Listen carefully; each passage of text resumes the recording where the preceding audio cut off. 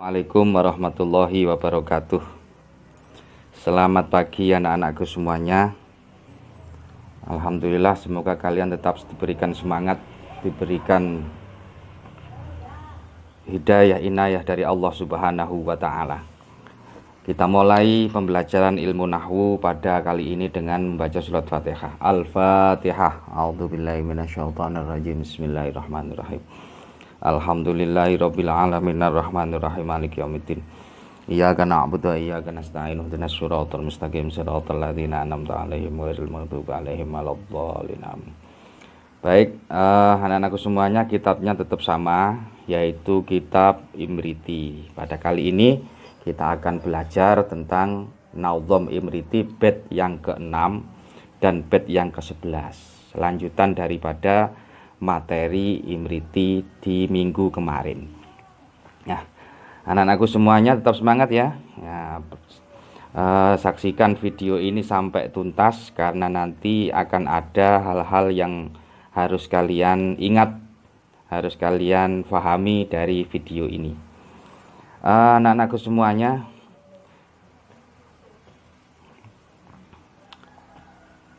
kompetensi dasar. Nah, ini adalah bagaimana nanti kita memahami pentingnya ilmu nahwu. Kemudian bagaimana, tujuan apa kita mempelajari ilmu nahwu itu, serta siapa pengarang dari kitab Al-Jurumiyah dan kitab Al-Imriti yang kita pelajari. Di samping itu, kalian juga harus punya skill, punya keterampilan untuk menulis dengan bahasa Arab dan juga memberikan makna ala pesantren.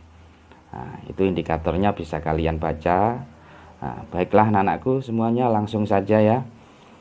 Ini ada bait yang ke-6 dan bait yang sampai bait ke-10. Tugas kalian adalah menulisnya.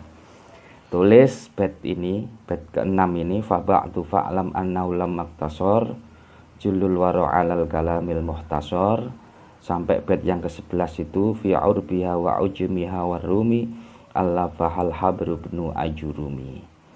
Ini kalian tulis. Nah, kemudian setelah ditulis, kalian perhatikan video berikutnya tentang makna-maknanya. Jadi setelah ditulis, kemudian kalian memberi makna. Nah, bagaimana maknanya akan saya bacakan dalam video ini ya. Ditulis dulu, di pause videonya, kemudian kalian tulis. Setelah kalian siap setelah sudah selesai menulis dan siap untuk memberikan makna, lanjutkan videonya. Begitu ya. Oke, semoga kalian tetap sehat, semangat anak-anakku semuanya. Saya yakin kalian pasti bisa dan paham, karena ilmu nahwu itu adalah ilmu yang mudah. Baik, langsung saja videonya. Wa ba'du fa'lam annahu lam maktasor julul waro alal kalamil muhtasor. Wa ba'du lan ing dalem sakwise mata qaddam. Fa'lam mongko ngertiya sapa sira. Fa'lam mongko ngertiya sapa sira annahu ing sak temene kelakuan. Annahu ing sak temene kelakuan iku lam maktasara, semangsane dadi kacendhek. Iku lam maktasara, semangsane dadi kacendhek sapa julul waro, agung-agunge makhluk. Ada yang memberikan makna akeh-akehe makhluk. Sama saja, sama benarnya. Agung-agungi makhluk alal kalami ing atase kalam al mukhtasori kang kacendhek. Nah, itu maknanya masih belum saya edit ya. Al mukhtasori kang kacendhek. Nah, kacendhek atau al mukhtasori kang ringkes, gitu saja ya. Al mukhtasori kang ringkes. Baik, setelah mengucapkan basmalah dan hamdalah, Kiai Nazim, yaitu Syekh Syarafuddin Yahya Al-Imriti, beliau berkata bahwa ketahuilah sesungguhnya ketika kebanyakan manusia lebih cenderung memilih kalimat-kalimat yang ringkas. Nah, di situ ada kata-kata al-mukhtasar, anak-anakku semuanya. Apa al-mukhtasar itu? Al-mukhtasar itu adalah sesuatu yang sedikit lafadznya, meskipun maknanya pun tidak banyak.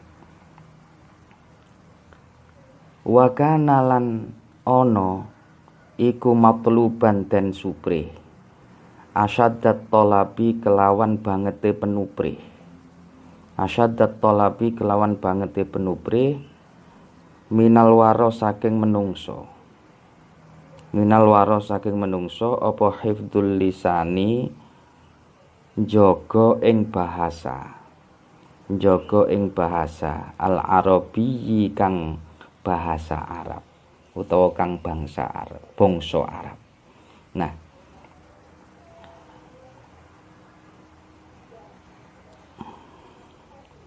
kayyafamu ma'ani al-Qur'ani wa sunnati daqiqatil ma'ani. Kayyafamu drapun bisa faham sapa waro, bisa faham ma'ani al-Qur'ani ing pira-pira maknane Al-Qur'an, wa sunnati lan sunnah, ad-daqiqatil ma'ani kang lembut-lembut maknane. Nah, tadi saya katakan bahwasanya kebanyakan manusia itu lebih cenderung, lebih memilih sesuatu yang ringkas, membaca sesuatu yang ringkas. Padahal menjaga bahasa Arab adalah sangat dituntut dan dibutuhkan manusia untuk dapat memahami Al-Quran dan Al-Hadis yang sangat lembut-lembut maknanya. Jadi tidak semua orang boleh menafsiri Al-Quran dengan sekehendak hatinya. Tidak boleh menafsirkan Al-Hadis dengan pemikiran-pemikirannya tanpa dasar-dasar ilmu yang kuat. Di antaranya adalah ilmu nahwu ini. Jadi para ulama bersepakat bahwa ilmu nahwu itu adalah wasilah. Ilmu nahwu itu adalah perantara bagi ilmu-ilmu lainnya. Apalagi di situ ilmunya ilmu tafsir dan ilmu hadis. Maka tidak boleh belajar ilmu tafsir, belajar ilmu hadis tanpa belajar ilmu nahwu terlebih dahulu. Makanya ulama bersepakat nahwu adalah perantara. Sesungguhnya tidak diperkenankan bagi seseorang untuk berbicara atau membahas Al-Quran dan Al-Hadis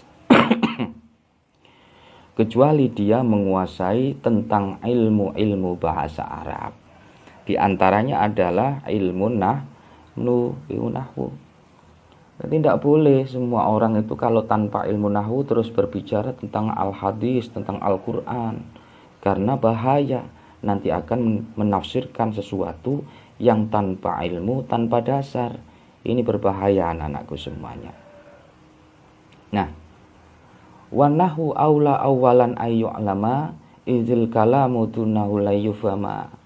Wa nahwu lan utawi ilmu nahwu iku aula luweh utama awalan ing dalem kawitane ayyu'lama ing yento den weruhi apa nahwu. Ayu lama ing yento den weruhi apa nahwu. Idzil kalamu krana utawi kalam. Idzil kalamu krana utawi kalam. Dunahu hale tanpa nahwu. Hale tanpa nahwu iku layufama ora bisa den fahami apa kalam. Jadi kalam yang berbahasa Arab anak-anakku semuanya itu tidak akan bisa difahami, tidak bisa dimengerti apa maknanya, apa kandungan maknanya tanpa memahami tentang ilmu nahwu. Itulah makanya kemudian sangat penting kita belajar ilmu nahwu, ya. Maka ilmu nahwu lah yang paling utama untuk difahami pertama kali, karena bahasa Arab tidak dapat difahami tanpa adanya ilmu nahwu. Nah, jadi apalagi belajar tafsir hadis, tafsir Al-Quran, sekali lagi tidak boleh sebelum belajar ilmu nahwu. Seperti firman-Nya Allah, "Annallaha bari'um minal musyrikina wa rasuluh." Itu saya garis bawahi kata-kata wa rasuluh. Nah, itu artinya annallaha bari'um minal musyrikin.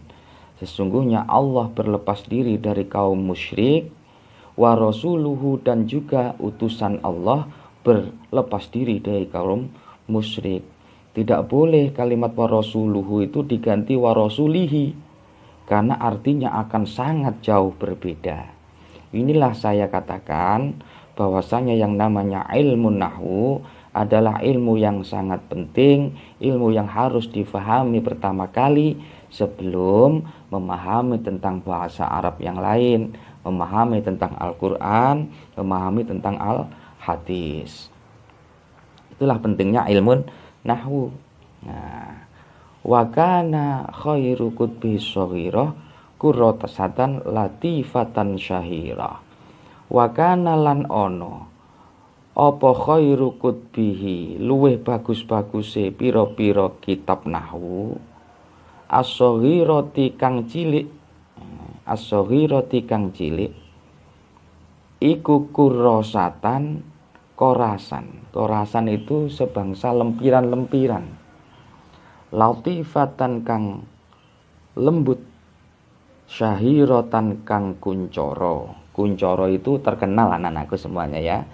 Kuncoro itu bahasa Jawa, bahasa Indonesianya terkenal, bahasa Arabnya syahirah atau masyhur. Wa kana khairu kutbi syaghirah kurrasatan latifatan syaghirah.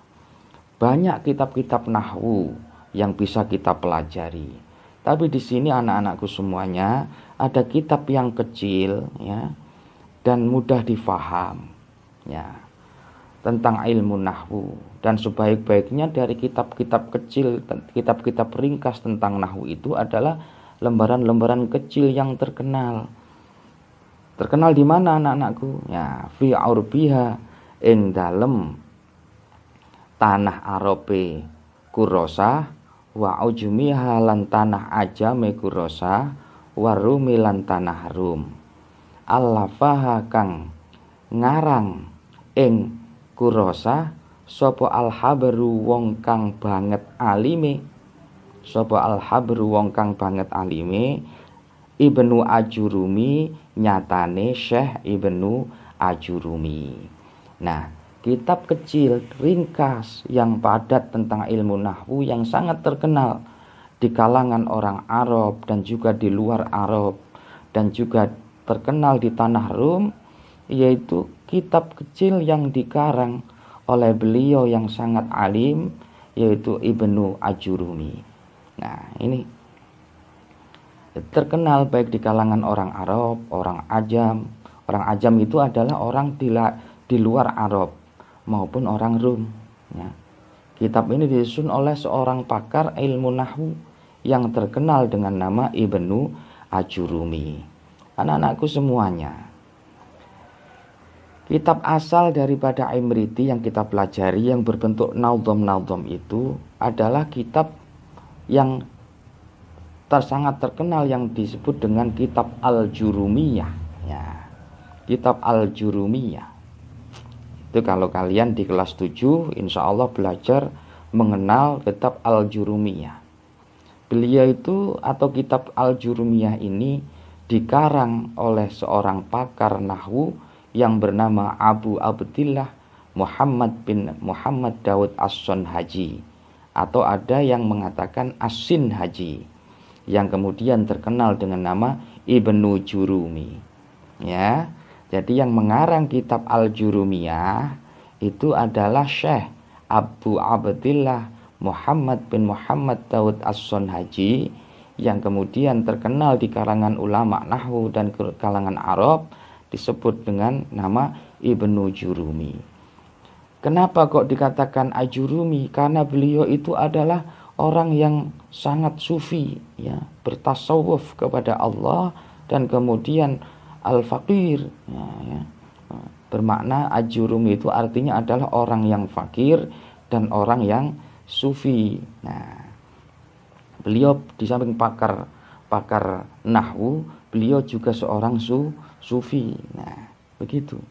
Dan Nazm Imriti ini, anak-anakku, digubah, dikarang berdasarkan kitab Al-Jurumiyah ini oleh Syekh Syarafuddin Yahya Al-Imriti. Imriti itu, anak-anakku semuanya, adalah nama dari daerah di sebelah timurnya Kairo, Mesir, di sebelah timurnya Mesir. Nah, itu ada daerah namanya Imriti, ya. Syekh Al-Jurumi, Ibnu Jurumi atau Syekh Abu Abdillah Muhammad bin Muhammad Daud As-Sunhaji ini, beliau lahir di kota Fas, yaitu di daerah negara Maghrib, pada tahun 672 Hijriah. Beliau juga wafat di kota Fas ini pada tanggal 10 Safar tahun 723 Hijriah. Bisa kalian hitung, ya, berapa umurnya. 723, 672 itu. Nah, ini adalah penjelasan-penjelasan yang sudah saya jelaskan tadi, anak-anakku semuanya, ya. Nah, ini bisa kalian baca tentang penjelasan-penjelasan singkat yang saya sampaikan tadi. Nah, anak-anakku semuanya, sebelum kalian mengakhiri video ini, saya ingatkan sekali lagi, tugas kalian adalah menulis bait, ya, menulis bait Imriti yang ke-6 sampai yang ke-11 yang saya tampilkan di awal video tadi. Kemudian kalian maknai yang seperti saya bacakan tadi, ya. Kalian tulis. Setelah selesai ditulis, kalian foto, ya. Kalian foto, kemudian kalian kirim bersamaan dengan absensi online yang Ustadz kirimkan kepada kalian semua, ya. Selamat belajar, good luck, sukses untuk kalian semua. Tetap semangat, semoga Allah menyertai kita semuanya. Amin ya robbal alamin. Demikian anak-anakku, kalian belajar dengan giat. Saya selalu berdoa untuk kalian, semoga kalian mendapatkan ilmu yang barokah, ilmu yang manfaat fit dunya wal akhirah. Amin amin ya robbal alamin. Demikian saya akhiri, wallahul muwaffiq ila aqwamit thoriq. Wassalamualaikum warahmatullahi wabarakatuh.